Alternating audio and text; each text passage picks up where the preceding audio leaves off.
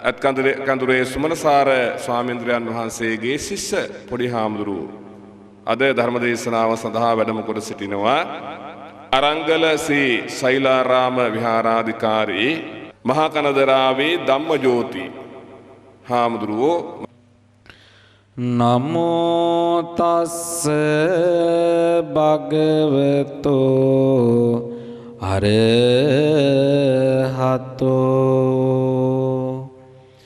සම්මා සම්බුද්දස්ස.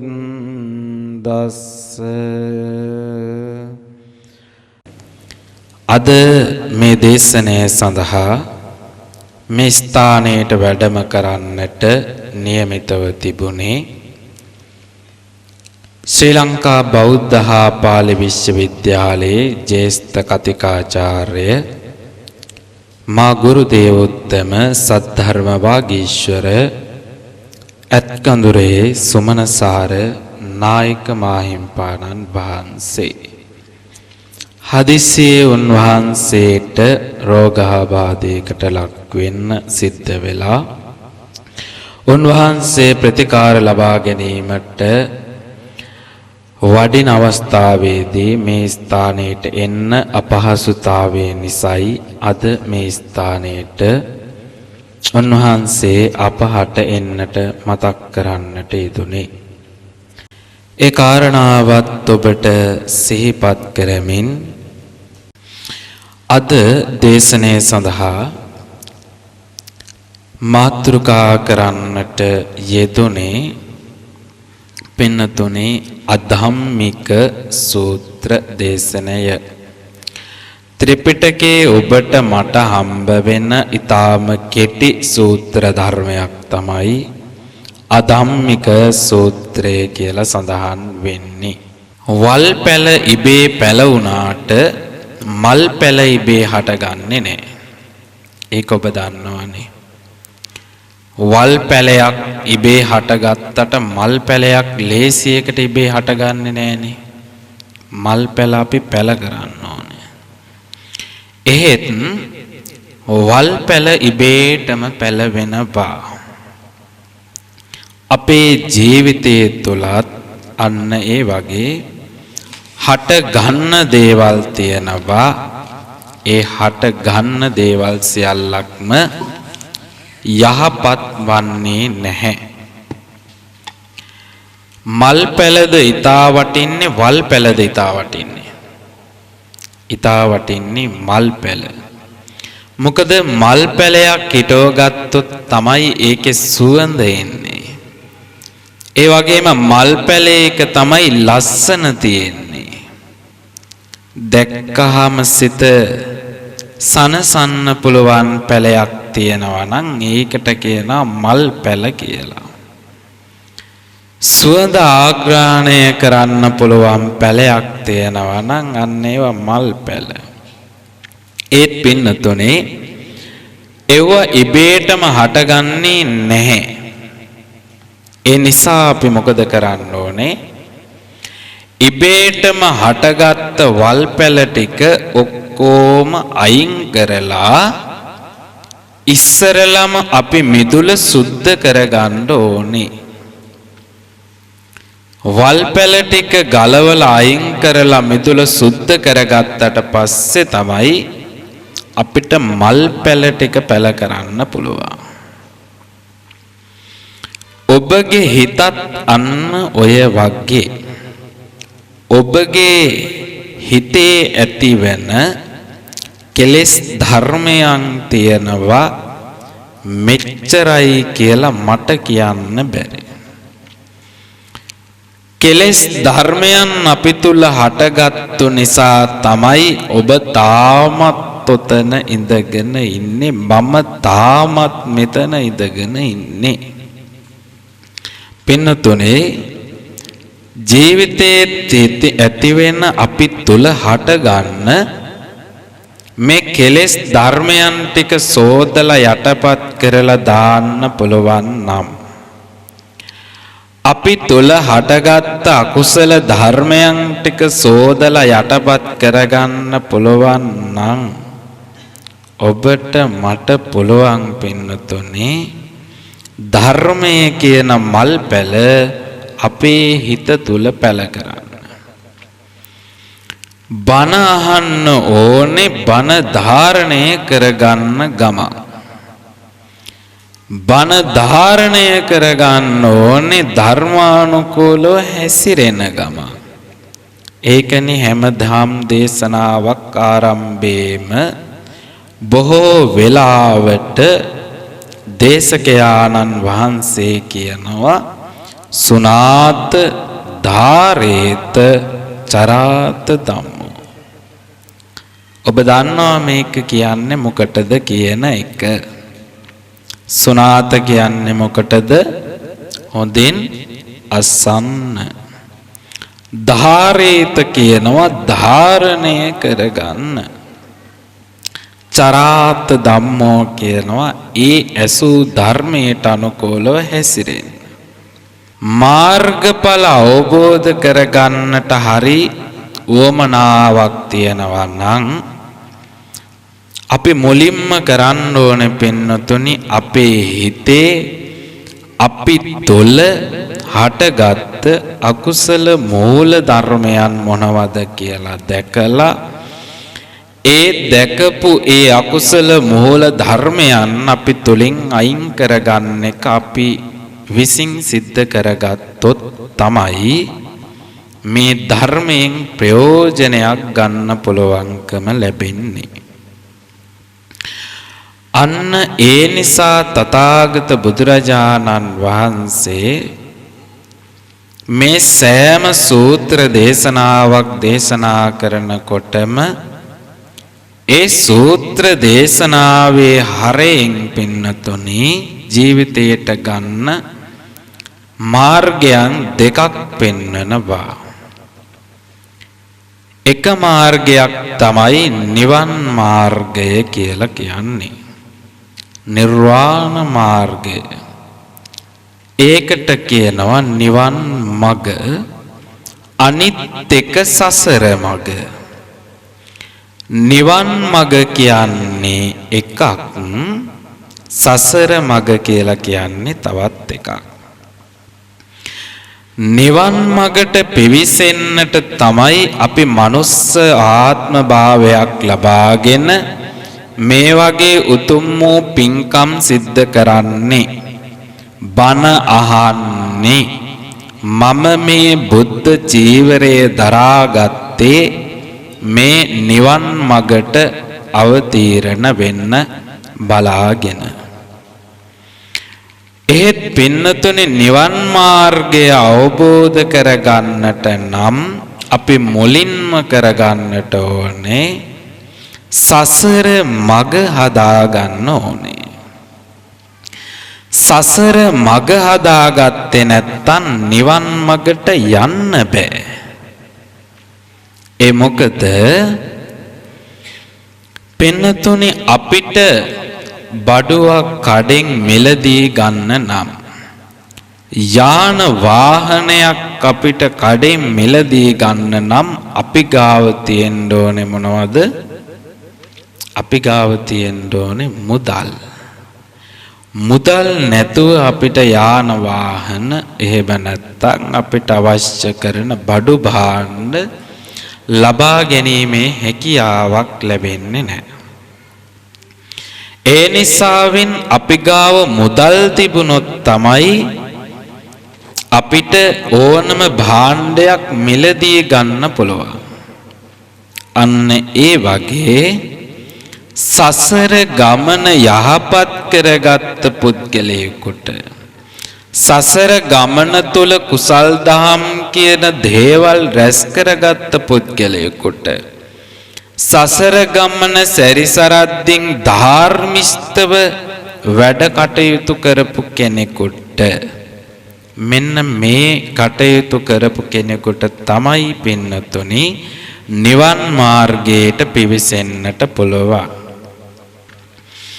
එහෙමනම් නිවන් මාර්ගයේ සකස් කරගන්නටත් පෙර සසර මඟ හදාගන්න ඕනේ. සසර මඟ හදාගන්නට වටිනා කියන ආත්ම භාවයක් තමයි මගේ පින්නතුනේ පින්වන්ත මනුස්සාත්ම භාවය කියලා කියන්නේ. මොකද මේ පින්වන්ත මනුස්සාත්ම භාවය ඔබට නිකම්ම ලැබුණේ නැති නිසා වෙයි. දුල්ලභංච මනුස්සත්තං බුද්ධෝත්පාදෝච දුල්ලභෝ දුල්ලභාකන සම්පත්තේ සද්ධම්මෝ පරම දුල්ලභෝ. ඔබට මේ කියන්නට යෙදුනේ තථාගත බුදුහාමුදුරුවෝ විසින් දේශනා කර වදාරන්නට යෙදුණු දුර්ලභ කාරණා 4. මේ 4 ලබන එක තරම් දුර්ලභ කාරණා අය මේ ලෝකේ නැහැ පින්නතුනේ. මේ 4 තමයි තථාගත බුදුහාමුදුරුවෝ මේ ලෝකේ ශ්‍රේෂ්ඨයා අපේ ශාස්ත්‍රූන් වහන්සේ කිව්ව දුර්ලභයි කිව්ව ලේසියකට ලබන්න බෑ කිව්ව කාරණා 4ක් තමයි මේ කියන්නට යෙදුනේ. මොනවාද මේ දුර්ලභ කාරණා 4? දුර්ලභංච මනුස්සත්තං මිනිස්සෙක් කියලා උප්පත්තිය ලැබීම දුර්ලභයිලු. බුද්ධෝත්පාදෝච දුර්ලභෝ බුදු කෙනෙක් මෙලොව පහළ වීම දුර්ලභයි. දුර්ලභාකන සම්පatti සන සම්පත්තිය හෙවත් පින්දහම් කරගත හැකි තැනක උප්පත්තිය ලැබීම දුර්ලභයි. 4 වෙනි කාරණාව සද්ධම්මෝ පරම දුර්ලභෝ සද්ධර්මය ඊ타ත්ම දුර්ලභයිලු. මේ කිව්ව 4ම ඔබට ලැබිලා තියෙන්නේ මිනිස්සෙක් කියලා උප්පත්තිය ලැබලා ඉන්නේ බුදු රජාණන් වහන්සේ ජීවමානව වැඩ හිටියේ නැති වුණාට අපි ජීවමාන බුදුන්ට හා සමානව සලකන වත්පිළිවෙත් කරන බණ දහම් කියන ගුණ දහම් පුරන කාලෙකයි මේ ජීවත් වෙන්නේ. ඒ නිසාවෙන් මේ බුද්ධෝත්පාද කාලය. එහෙනම් දෙවෙනි කාරණාවත් අපිට ලැබිලා තියෙන්නේ පින්දහම් කරගත හැකි තැනක තමයි ඔබ මේ උප්පත්තිය ලැබලා ඉන්නේ. සන සම්පත්තිය ලැබිලා තියෙනවා. එහෙනම් තුන්වෙනි කාරණාවත් ඔබට සම්පූර්ණයි. 4 වෙනි කාරණාව සද්ධම්මෝ පරලම දුර්ලභෝ සද්ධර්මයේ ඊ타ත්ම දුර්ලභයි. එහෙනම් සද්ධර්මයක් ලැබෙලයි තියෙන්නේ. බණ අහන්න ඔබට ඕන වෙලාවක පුළුවන්. ඒ වගේම දහම් පරිශීලනය කරන්න දහම් ග්‍රන්ථ ග්‍රහම් පොත් පරිශීලනය කරන්න ඔබට අවශ්‍ය ඕනම වෙලාවක පුළුවන්. ඒ නිසා බණ අහන්නත් ඔබට අවස්ථාව ලැබිලා තියෙන නිසා මේ දුර්ලභ කාරණා 4ම දැන් ඔබට ලැබිලා තියෙන්නේ. එහෙනම් දැන් අපිට සසර මග හදාගන්න පුළුවන් පින්වන්තම තැනක ඉප්පත්තිය ලැබලා ඉන්නේ. මෙන්න මෙතන ඉඳගෙන අපේ සසර මග හදාගත්තේ නැත්තම් මෙතන ඉඳලා සසර මග හදාගන්න බැරි වුණොත් එහෙම මේ සසර කතර පුරාවටම ඔබට දුක් විඳින්න සිද්ධ වෙනවා. කවදාකවත් මින්නතුනි තථාගත බුදුරජාණන් වහන්සේ විසින් හොඳයි සැපයි සනීපයි කියලා පෙන්වා දෙන්නට යෙදුණු නිර්වාණ මාර්ගයට නිවන් මගට පිවිසෙන්න අපිට හැකියාවක් ලැබෙන්නේ නැහැ. නිවන් මගට යන්න උවමනාවක් තියෙනවා නම් නිවන් මග පසක් කරගන්න අවශ්‍ය නම් මේ සසර මගේ අපේ කුසල් දහම් රැස් කරගන්න ඕනේ. සසර මගේ ජීවිතය ගත කරද්දී යහපත් ජීවිතයක් ගත කරන්න පුරුදු වෙන්න ඕනේ.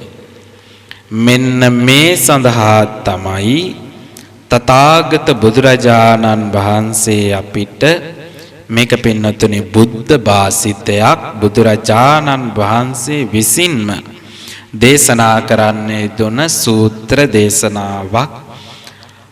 ඒ තථාගත බුදුරජාණන් වහන්සේම මේ සූත්‍ර දේශනාව දේශනා කළේ අන්න ඒ කාරණාව හේතු කරගෙන. මේ සූත්‍ර දේශනාවේ නම අධම්මික සූත්‍රය.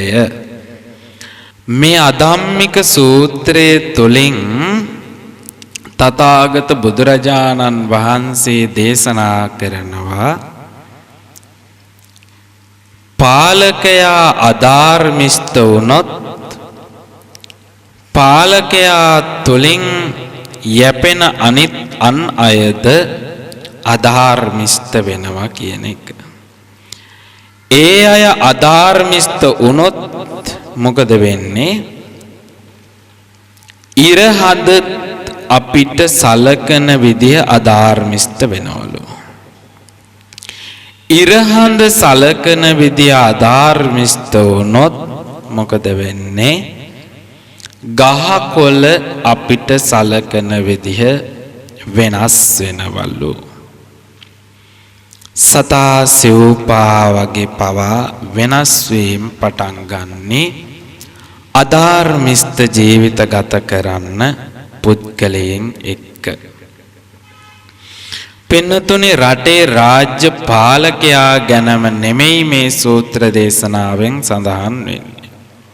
දැන් ඔබට කියන්න පුළුවන් හිතෙන්න පුළුවන් පාලකයා ධාර්මිෂ්ඨ නිසා අපිට මේක විපාකේ එන්න පුළුවන් නැහැ.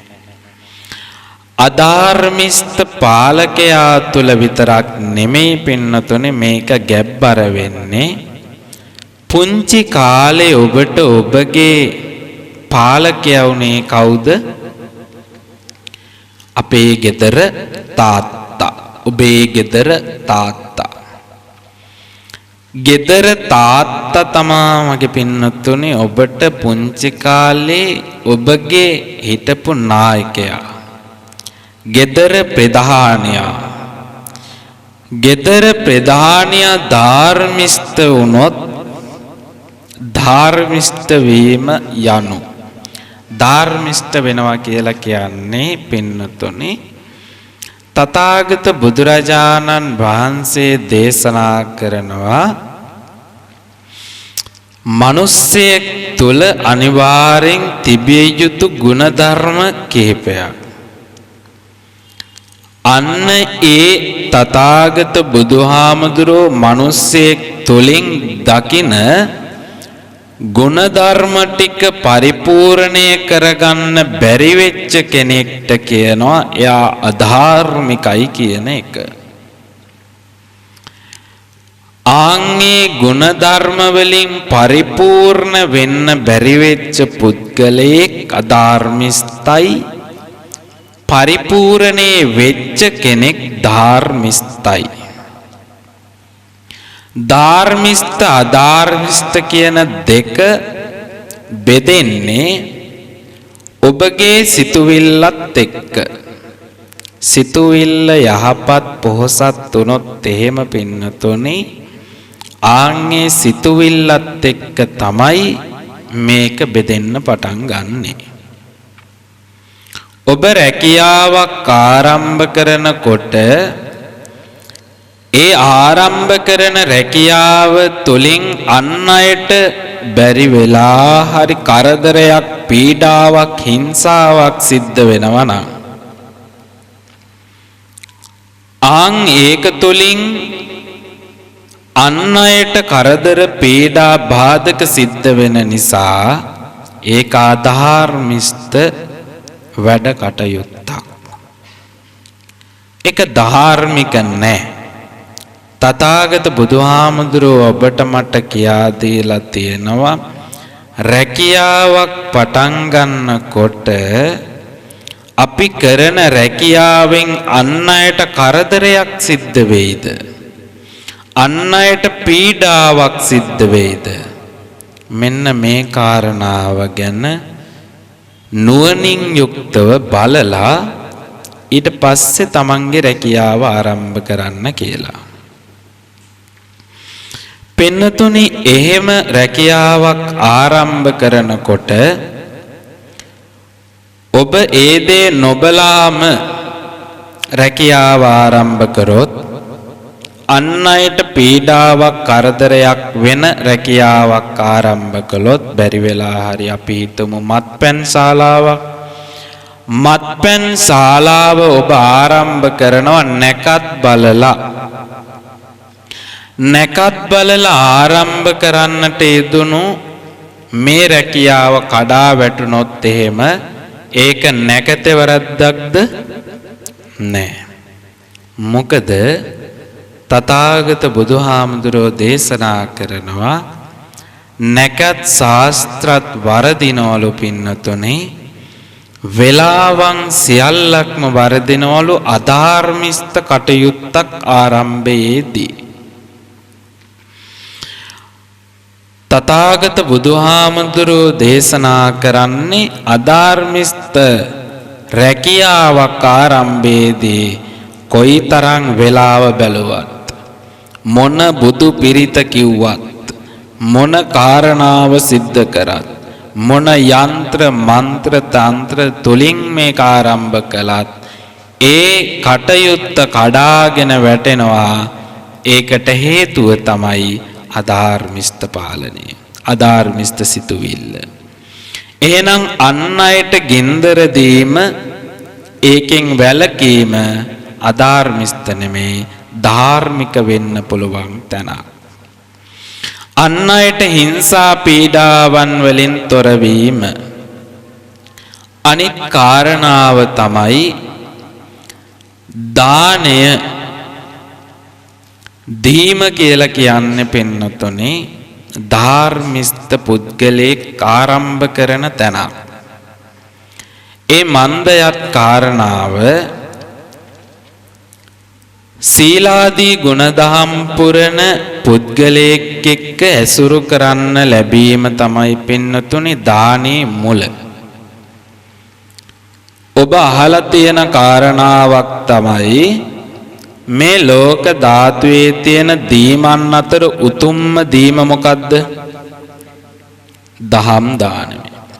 දානයන් අතර තියෙන උතුම්ම දානය දහම් දානය. ඒ දානය උතුම්ම දානය වෙන්න හේතුව මොකද්ද?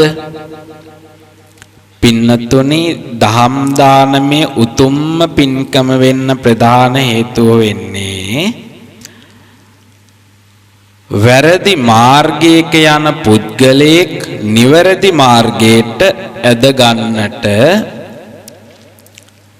විශේෂ අනුශාසනාවක් ලබා දීම, මග කියා දීම. මෙන්න මේ නිසා තමයි මේක විශේෂ දානයක් බවට පත් වෙන්නේ. මග නොහඳුනන කෙනෙකුට මග කියා දෙන දෙයක් තමයි දහම් දානමේ පින්කම කියලා කියන්නේ. එහෙනම් දානේ මූලාරම්භය වෙන්නේ මොකද්ද? අයහපත් මාර්ගයක හෝ නොදැනුවත්කමින් යන පුද්ගලයෙකුට දැනුවත් කිරීමක් ලබා දෙනවා, යහපත් මාර්ගයකට එකතු කර ගන්නවා. එහෙනම් යහපත් මාර්ගයකට පුද්ගලයෙක් එකතු කරගන්නේ කවුද? සීලාදී උතුමන් වහන්සේලා. දන් දෙන්නේ කාටද? තමන්ට වැඩිය උසස් සීලෙන් බලයෙන් උසස් කෙනෙකුට තමයි දානයක් පූජා කරන්නේ. එහෙනම් සීලාදී උතුමන් වහන්සේලා ඇසුරු නිසුරු කිරීම, උන්වහන්සේලාගේ බණ දහම් ශ්‍රවණය කිරීම, ඒ වගේම උන්වහන්සේලාට දානය පූජා කිරීම. මෙන්න මේක සිද්ධ වෙන්න පින්නතුනේ රජේ රාජ්‍ය පාලකයා අධාර්මිෂ්ඨ වෙනවනේ මෙහෙම. අපිට බණ කතාවල උගන්වලා තියෙනවා තමන්ගේ තාත්තව මරලා රජකම ගත්ත පුත්තු ගැන. තමන්ගේ තාත්තා රජතුමා නම් තාත්තව මරලා රජකම ගත්ත පුත්තු ගැන අපි අහලා තියෙනවනේ. එතකොට ඒ මොන පාලකේද්ද? අධර්මිෂ්ඨ පාලකේ. ඒකට ප්‍රධාන හේතුව වෙන්නේ මොකද්ද? එයාගේ ඇසුර,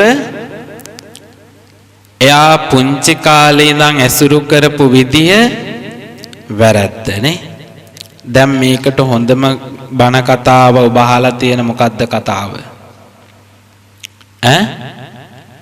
අජාසත් කතාපුවත. පින්නතුනේ අජාසත් රජතුමා තමන්ගේ රජකම ලබා ගත්තේ අධාර්මිෂ්ඨ භාවයෙන්ද ධාර්මිෂ්ඨ භාවයෙන්ද? අධාර්මිෂ්ඨ භාවයෙන්. අධාර්මිෂ්ඨ භාවයට පත් වෙන්න ප්‍රධාන හේතුව උනේ මොකද්ද? ඇසුර. එහෙමනම් සීලාදී උතුමන් වහන්සේ නමක්ම තමයි ඒ අවස්ථාවේදී එතනට ප්‍රමුඛ වෙන්නේ. හැබැයි උන්වහන්සේගේ සිතුවිලි අරමුණු කිසියල්ලක්ම අධාර්මිකයි. ධාර්මික කෙනෙක් ඇසුරු නිසුරු කළා නම්, සීලාදී උතුමන් වහන්සේලා ඇසුරු නිසුරු කළා නම් ඒ පුද්ගලයාගේ අවසාන සිතුවිල්ල වෙන්නේ මොකද්ද? ධාර්මිෂ්ඨ පාලනයක්. එහෙනම් එයා තමන්ට රාජ්‍ය ලැබෙන තුරු මග බලාගෙන ඉන්නවා. ඒ විදිහට ඉඳලා රාජ්‍ය පාලනය ලබා ගත්තට පස්සේ එයා කෘතගුණ සලකනවා කාටද? තමන්ට උපදෙස් ලබා දුන්නු ඒ සීලාදී උතුමන් වහන්සේලාට. අන්න එතනින් ඇති වෙන්නේ මොකද්ද? දානය. ඊට පස්සේ එයාගේ යටතේ ඉන්නේ කවුද? තමන්ගේ බිරිඳ වෙන්න පුළුවන්. තමන්ගේ බිරිඳට කියනවා මං මේ විදිහට ධාර්මිෂ්ඨව යහපත් ලෙස මේ රාජ්‍ය පාලනයට පත් උනේ මේ සීලාදී උතුමන් වහන්සේලාගේ බණ දහම් අහලා, ගුණ දහම් පුරලා, උන්වහන්සේලා ඇසුරු නිසුරු කළා. ඊට පස්සේ අයවත් තමන්ගේ මේ යහපත් මාර්ගයට එකතු කරගන්නවා. තමන්ගේ පුතාලා දුවලා පුතේ දුවේ මම පුංචි කාලේ ඉඳලා ඇසුරු නිසුරු කරේ මෙන්න මේ වගේ සීලාදී උතුමන් වහන්සේලා. උන්වහන්සේලා එක්කයි මම ජීවත් වුනේ. එහෙනම් තමන්ගේ දුවා දරුවොත් කොතනටද යවන්නේ? සීලාදී උතුමන් වහන්සේලා ළඟට. එතකොට එතනින් පටන් ගත්ත තමන්ගේ නිවසෙන් පටන් ගත්තු මේ කාරණාව ගමන් කරන්න පටන් ගන්නවා. කොයිතරම් දුරටද? ඔහු රටේ රජතුමා නම් රජතුමාගෙන් පස්සේ ඇමති මණ්ඩලයට එනවා. ඇමති මණ්ඩලයෙන් පස්සේ රටේ ප්‍රධාන පාලකයන් කට්ටියට බෙදීලා ගිහිල්ලා පුංචි නිවස දක්වාම මේ කරුණාව බෙදිලා යන්න පටන් ගන්නවා. කරුණාව, දයාව, මෛත්‍රිය, අනුකම්පාව කියන මේ කාරණාවන් තුන, මේ කාරණාවන් කිහිපයම හටගන්නේ ධාර්මිෂ්ඨ පුද්ගලයෙක් තුළ පමණයි.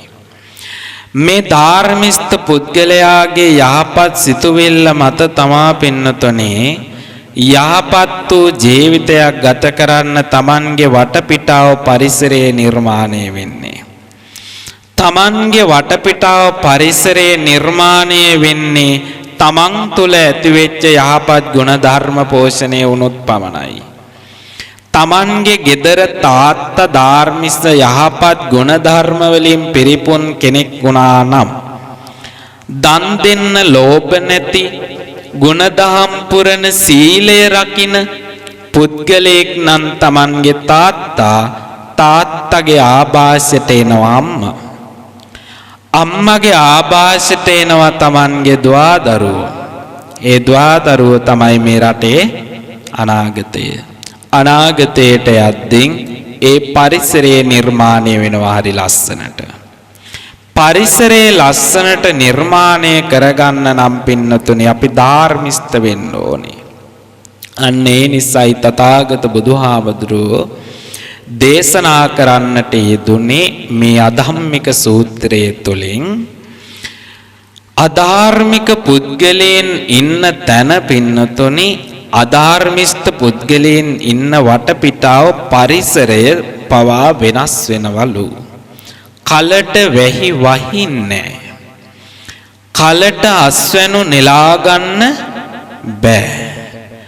ඒ වගේම රෝග පීඩාවන් වලටපත් වෙනවා. නිතර රෝග පීඩාවන් වලටපත් වෙනවා. නිතර කරදර බාධක එනවා. නිතර සුලිසුලන් එනවා. ගම් වතුර එනවා. නායම් එනවා. මෙන්න මේ වගේ කාරණාවන් වලටපත් වෙන්න සිද්ධ වෙනවලු අධාර්මික පරිසරයක් තුල සිටින කෙනෙකුට. මේක පින්නතුනේ සබහා දහමෙන් වෙන දේ. සබහා දහමෙන් ඒක එහෙම වුණාම තවත් පින්නතුනේ සබහා දහම ඇතැරලා මනුස්ස ජීවිතයට ආවට පස්සේ අධාර්මිෂ්ඨ පුද්ගලයෙකුට වෙන විපත්ති මෙච්චරයි මෙපමණයි කියලා නිම කරන්න බෑ. පින්නතුනි අධාර්මිෂ්ඨ පාලනයක් තමන්ගේ නිවස තුළ පවත්වගෙන යන තාක්කල් ඔබට පින් සිතුවිලි පහළ වෙන්නේ නැහැ. අන්න ඊළඟ කාරණාව. පිනකට යන්න නම් ඒ යන්න පෙර තමන්ගේ සිතුවිල්ල පොහොසත් වෙන්න ඕනේනි. දැන් අද මේ පින්කමට සහභාගී වුණේ නැති අය කොයිතරම් ඉන්නවද?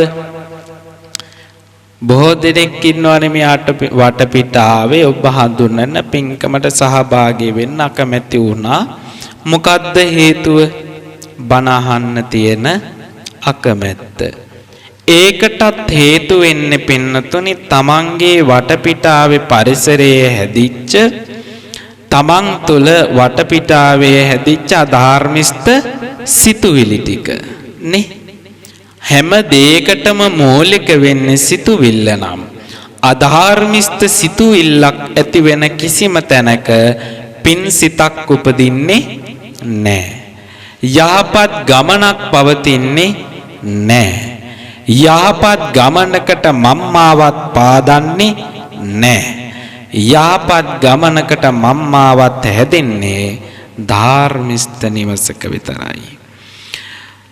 අනුකම්පාව, කරුණාව, දයාව, මෛත්‍රිය මේ කියන ගුණධර්ම තියෙන කෙනෙක් තුළ විතරයි මේ වගේ පින් සිතුවිලි උපදින්නේ. මේ වගේ දහම් මග යන්න මාර්ග පෑදෙන්නේ. එහෙනම් පින්නතුනි සූත්‍රය තුලින් මහා ලොකු කාරණාවක් කියා දෙන්නේ නැහැ. මං මුලින්ම සඳහන් කළානේ සූත්‍ර දේශනාව ත්‍රිපිටකයේ සඳහන් වෙන ඊටාම කෙටි සූත්‍ර දේශනාවක්. ඒක තමයි මේ ලෝකේ පවතින සෑම දෙයක්ම යහපත් කරගත්තා නම් ගුණධර්ම වලින් පරිපූර්ණ කරගන්න සකස් කරගත්තා නම් තමන්ගේ ඇසුර යහපත් කරගත්තා නම් ඇසුර තුලින් ඒ වගේම තමන්ගේ වටපිටාව තුලින් තමන්ව යහපත් ගමනකට එකතු කරගන්නවා. ඒ යහපත් ගමන එකතු කරගත්තට පස්සේ පින්නතුනේ අපේ ඇතුලේ හටගෙන තියෙන අකුසල මූලයන් යටපත් කරගෙන කුසල් මූලයන් දක්වා ගමන් කරන්න අපිට පුළුවන් වෙනවා. කුසල් සිතුවිලි සිතේ හටගන්න දහම් අහන්න අපිට නිවන් මාර්ගයට පිවිසෙන්න මාර්ගය සකස් කරගන්න පුළුවන් වෙනවා. අන්න ඒ නිසයි පින්නතුනි මේ දහම් දේශනාව දැන්